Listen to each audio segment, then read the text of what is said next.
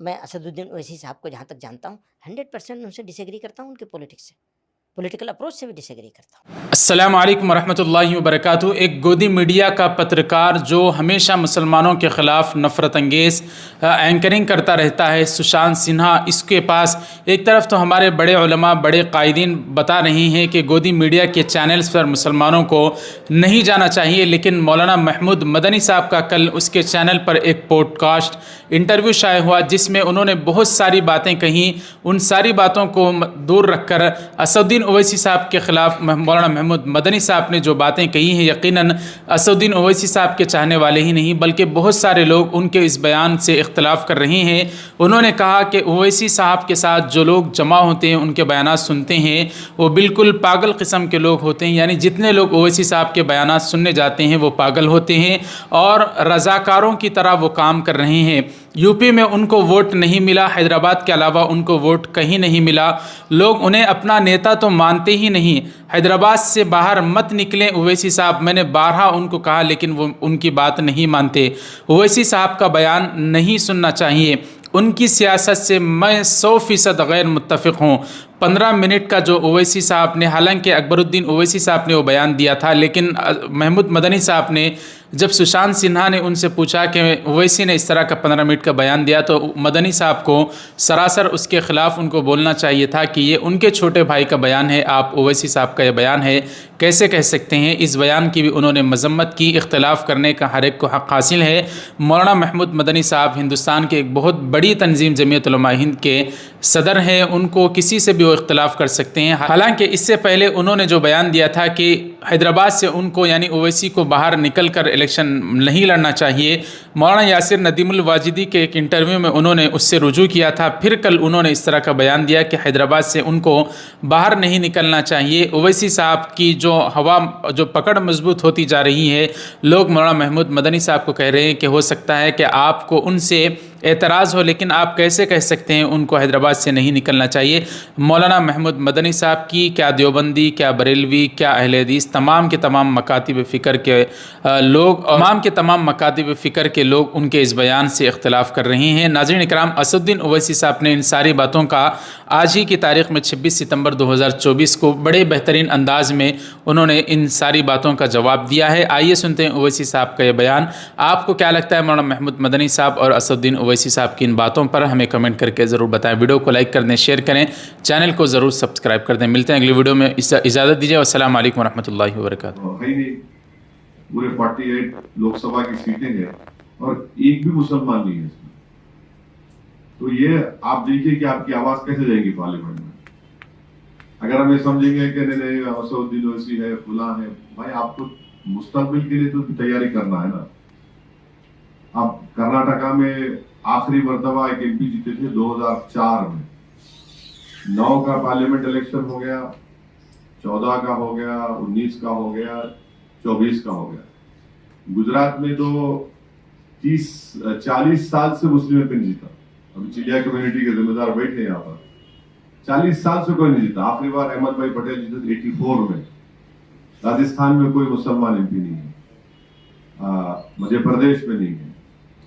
अच्छा, जितने ये 24 जीत कर आए, इसमें से सिर्फ 2 एमपीज की कामयाबी सेकुलरिज्म की जो बोलते हैं उसकी कामयाबी बोल सकते हैं। एक तो डीएमके ने एक मुस्लिम लीग के एमपी को तमिलनाडु से कामयाब किया, वहां पर सिर्फ मेरे ख्याल से 20% मुसलमान, और एक हमारे अंसारी साहब गाजीपुर से, जहां पर सिर्फ 10% मुसलमान है। तो जितने भी हम लोग जीत कर आए बशमूल मेरे, वहां पर उन पार्लियामेंट हल्कों जीत कर आए जहां पर मुसलमान 30%, 35% ज्यादा है। तो इसमें इनका क्या रोल है? ये पार्टी का क्या रोल है? आप अपनी कामयाबी दिखाइए जिताकर। पहले टिकट नहीं देते, अब जीतेंगे कैसा? आप टिकट देंगे तो इलेक्शन लड़ेंगे ना। तो ये बहुत बड़ा मसला है। इसके लिए हमको एक लाहेमंद ये तय करना है कि हमको आप टिकट दो। अगर आप नहीं देंगे तो फिर आपको उसका खमियाजा भुगतना पड़ेगा। तो ये सिर्फ 2014 से नहीं शुरू हुआ। ये मौलाना अबुल कलाम आजाद रहमतुल्लाह अलैह को बोले आप जाके रामपुर से लड़ो, और मौलाना बोले कि भाई मैं मुजाहिद आजादी हूं, मैं जेलों को गया हूं। तो बोले नहीं, आपको रामपुर से लड़ना पड़ेगा। क्यों रामपुर लड़ना पड़ेगा? क्योंकि ज्यादा मुसलमान थे वहां पे। तो ये बीमारी उस जमाने की है, ये बीमारी अभी की नहीं है, तारीख है। तो इसीलिए हमको इस पे बहुत गहराई से, संजीदगी से अगर हम काम करेंगे तभी हम लोग अपने नुमाइंदों को बढ़ा सकेंगे। वरना हम लोग खुश हो जाते हैं, हमारा कॉर्पोरेटर जीत गया, हमारा सरपंच जीत गया, हमारा वो जीत गया। हमारा असल कानून बनता विधानसभा में, पार्लियामेंट में, और वहां पर आपको हम जैसा दूसरे समाज के लोग जीत कर आ रहे, मुस्लिम समाज भी जीत कर आ रहा है। इसमें कोई फिरका परस्ती की बात नहीं है। ये जब सब समाज का जीत कर आ रहे तो हम क्यों नहीं जीत सकते भाई? आप डेटा उठाकर देखिए, बैकवर्ड क्लास का पहली मर्तबा अपर कास्ट के बराबर उनके एमपी जीत गए। जब मैं पार्लियामेंट में बात बोला तो सबके चेहरे उतर गए, सबको बड़ी तकलीफ हो गई। और एक साहब तो आके बोले कि तुम किस बुनियाद पे बोल रहे? तुम उनको पेपर कटिंग निकाल के दिखा, इस अखबार ने लिखा, अखबार झूठ नहीं बोल सकता है। तो ये हमको मुश्तरका तौर पर एक सोचकर इसके ऊपर काम करने की जरूरत है। वरना अगर हम लोग सिर्फ वोट डालने वाले बन जाएंगे तो कोई कदर नहीं करता कि आप वोट लेना पड़ेगा। अब जैसा आपका कोई कैंडिडेट खड़ा हो गया, पहले तो आप ये दिमाग से बात निकाल दीजिए कि खाली वही पार्टी हमको जिता सकती है, आपको वही पार्टी नहीं जिता सकती। आपको वो पुरानी कहानी है, 40 साल पुरानी कहानी, अभी नहीं चलने वाली आज के जमाने में।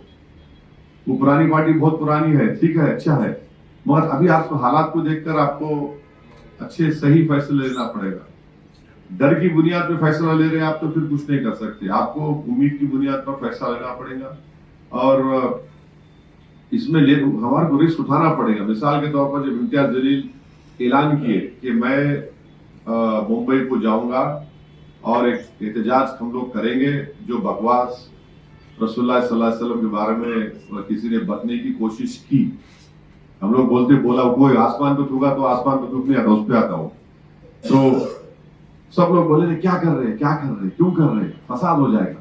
पहली चीज फसाद हो जाएगा, लोग मर जाएंगे, वो बात पुरानी हो गई। तो आप अगर प्रोटेस्ट को छोड़ देंगे तो फिर आपकी अहमियत क्या होगी? तो हम लोग रिस्क लिए, हम बोले नहीं, हम ऐलान करें। इम्तियाज जलील को बोला कि नहीं, अब ऐलान हो गया, हम लोग करेंगे।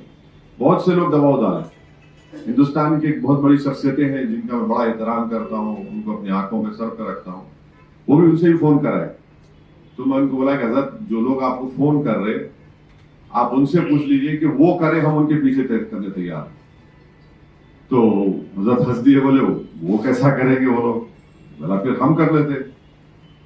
मगर ये रिस्क जो है ना, जिंदगी में जब तक रिस्क नहीं उठाए आप, अल्लाह पे तवक्कल नहीं करें, ये कोई चीज हासिल होने वाली नहीं है। वरना तो ऐसे ही होगा, फिर 40 साल के बाद फिर हम लोग सब मर जाएंगे, कोई और बैठ के यही बात करेगा।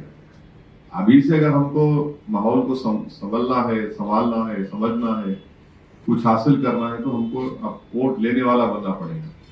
आप वोट नहीं लेंगे, आपसे बोलेंगे नहीं इलेक्शन आया, वो क्या करेंगे, हमारे पास ऑप्शन नहीं है, हमारे पास कोई नहीं है, तो ऐसा ही होगा। उनको कोई फिक्र नहीं है। आखिर बात आपको बोल रहा हूं कि 2019 में जब यूएपीए का कानून बीजेपी और उसमें तरमीम करके बहुत सख्त कर दी उसको, तो उस कानून की तायीद लोकसभा में किसने की? आप लोगों को मालूम? किसी को मालूम उस कानून की तायीद बीजेपी के साथ किसने की? कांग्रेस ने। अब उसी कानून के तहत दिल्ली में जब CAA का प्रोटेस्ट हुआ, उस कानून के तहत 5-5 साल से बच्चे सड़ रहे जेल में, और उसमें एक बच्ची भी है, उसमें 2 बच्चियां हैं जो 4 साल से जेल में। अब इसका क्या बोलेंगे आप? मैं खड़े होकर तकरीर में बोला कि क्या कर रहे तुम लोग ये?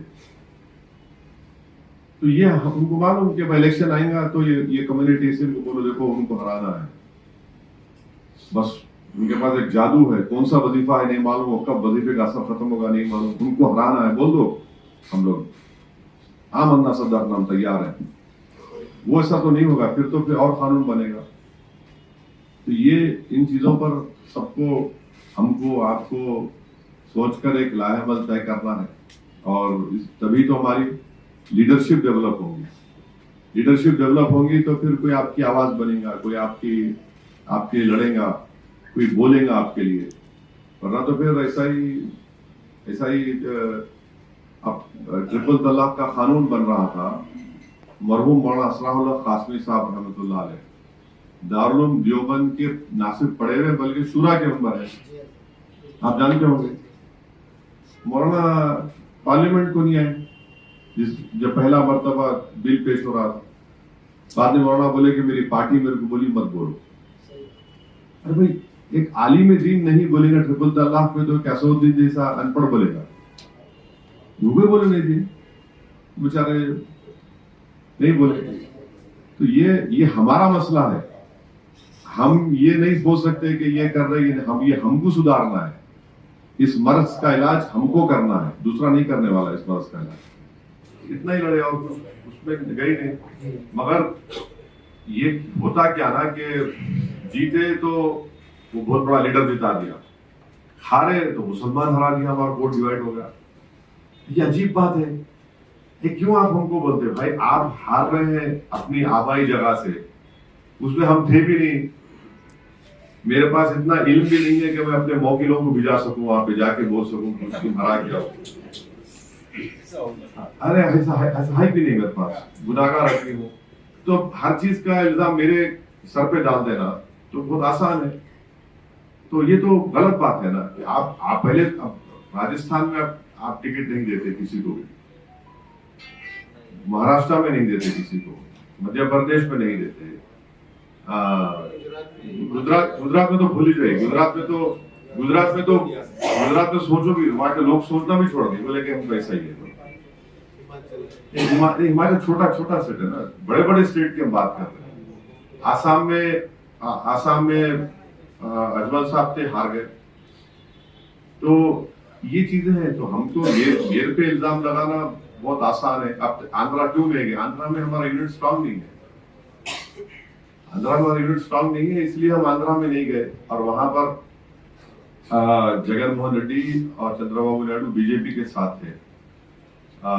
उत्तर प्रदेश का इलेक्शन जब हुआ 2022 में, ईमानदारी की बात आप सच्चाई से बता रहा हूं कि हमारे पास 2 मुफ्ती लोग आए थे, जिसमें एक मुफ्ती साहब हमारे मुफ्ती इस्माइल साहब हैं।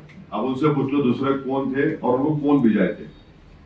हिंदुस्तान की बहुत बड़ी शख्सियत भिजाए थे। बोले कि आप इस इंतखाबात से 10 बरदार हो जाए। कोविड के बाद का चुनाव था वो। तो मैं बोला कि भाई अभी 10 बरदार कैसे हो सकते हैं? मैं 4-5 कैंडिडेट का ऐलान कर दिया, मैं तो 20 समंदर में तीर रहा हूँ। तो लोग बोले कि आप साहिल पे आ जाइए। साहिल, सियासत के समंदर में साहिल पाई नहीं सकते, या तो डूबना या डूबने से बचा लेना अपने आप को। तो बोले कि फिर क्या करना? तो एक तजवीज है, आप मेरे को वो समाजवादी पार्टी से अलायंस करा दो। बोले कितने सीट चाहिए? 400 सीट में, बोला 10 सीट। और उस जगह से जहां समाजवादी का एमएलए नहीं। बहुत खुश हुए, दुआएं दिए, पप्पी लिए मेरे माथे को, मैं बहुत खुश हो गया। तो बोला बोल के बताइए। बोले बिल्कुल बताएंगे, वो आज का दिन और ये दिन है।